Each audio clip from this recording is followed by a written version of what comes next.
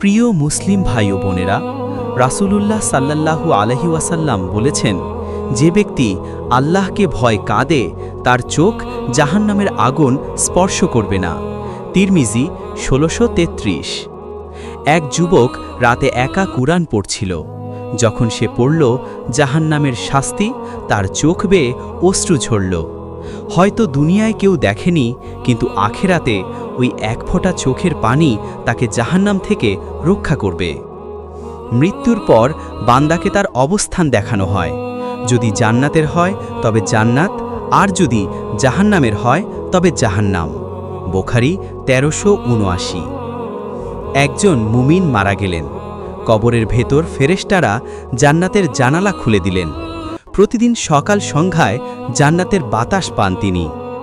অন্যদিকে একজন গাফেল মারা গেলেন। প্রতিদিন তার কবর থেকে জাহান্নামের আগুনের ঝাঁজ আসতে লাগল।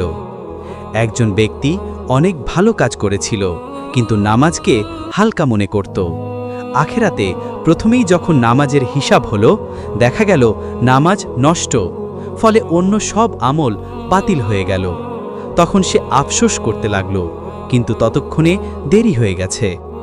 একজন মানুষ বন্ধুর আসরে এক চুমুক মদ খেল। সে ভাবল এতে কি হবে, কিন্তু সেই এক চুমুকের কারণে ৪০ দিনের নামাজ বাতিল হয়ে গেল। আর যদি তওবা না করে মারা যায়, তাহলে কবর থেকে শুরু হবে তার আযাব।